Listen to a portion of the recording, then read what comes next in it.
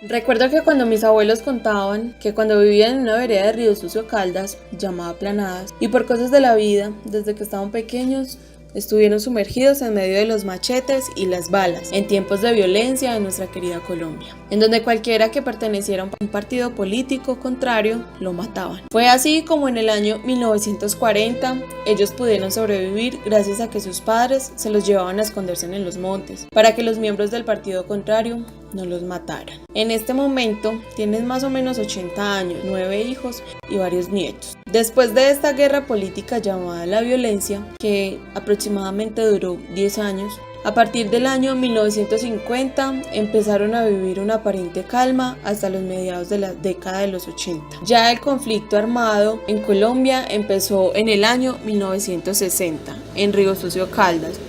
especialmente en la vereda de Planadas, donde son oriundos esta pareja de ancianos. El conflicto armado irrumpió de una manera despiadada en el año 1986, cuando empezó a acabar con la tranquilidad de la comunidad y las familias, puesto que el haber llegado a esta guerrilla, a sus veredas, poco a poco los fueron involucrando a ellos y a sus vecinos, a esa guerra de la que nunca nadie quería ser parte. Lo cierto es que lo primero que hizo esta guerrilla fue arrebatarle a sus hijos y a sus hijas de los habitantes de la vereda para lavarles el cerebro y volverlos unos guerrilleros, como ellos, sin importar que aún fueran niños y donde no les quedaba más remedio que llorar en silencio, de ver cómo se volvían unos matones y sin poder decir nada, porque el padre, que tuvo la osadía de recriminarle a la guerrilla esto, al día siguiente amanecía muerto. La mayoría de las veces los mataban los mismos niños que vieron crecer en la vereda, por orden de los mandos altos de la guerrilla. Cuentan mis abuelos que fue muy dura y muy triste esta época,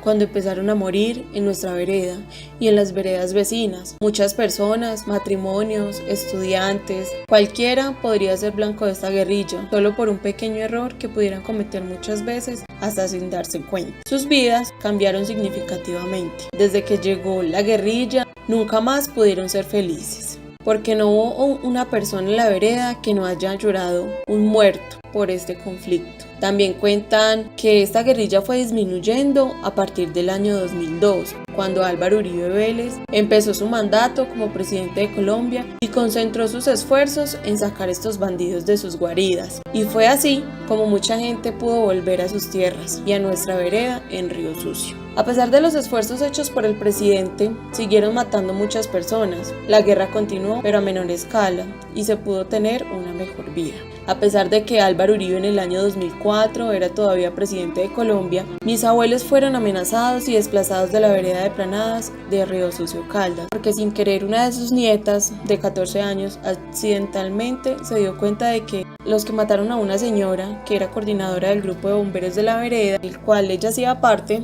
pues fue la guerrilla. Después de que mataron a esa señora y a su esposa delante de sus dos hijos de 15 y de 10 años de edad, un miliciano de la guerrilla fue hasta donde ella vivía con mis abuelos y los amenazó, aunque si no se iban de la vereda en menos de 24 horas ya tuvieran las consecuencias. Vive esta familia en Pereira, desplazada, donde no fue fácil adaptarse a su nueva vida de pasar del campo a la ciudad. Para mi familia fue muy importante lo que está haciendo el presidente Álvaro Uribe Vélez, preocupándose por la seguridad del país, pero a pesar de eso, seguían muriendo nuestros hermanos soldados y muchos civiles inocentes. Por eso se creía que se necesitaba un presidente menos radical y menos bélico en la solución de conflictos, y por eso mis abuelos se sentían identificados con Juan Manuel Santos, la presidencia de Colombia a partir del 2010, que ejerció él lideró una campaña acérrima para acabar con la guerrilla, no por medio de las armas, sino de un proceso de paz. Después de estos hechos, los campesinos creen que es lo mejor que les ha pasado a Colombia y se sienten más seguros. Viven con más tranquilidad en el momento porque la guerrilla ha perdido mucha fuerza y mucho poder.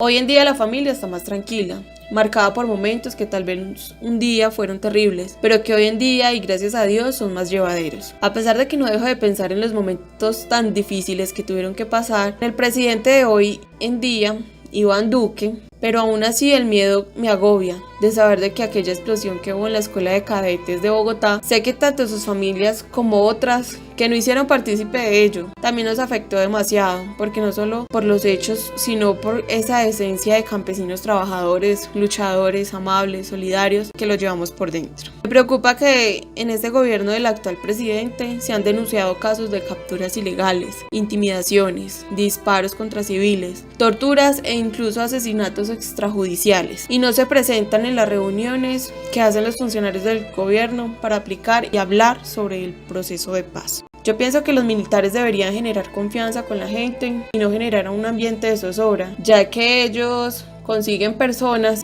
y convertirlos en falsos positivos, personas inocentes, civiles, que simplemente los matan y los visten de guerrilleros, poniéndolos como en blanco, simplemente para demostrarle al mundo de que los soldados están haciendo bien su trabajo, y la verdad no es así.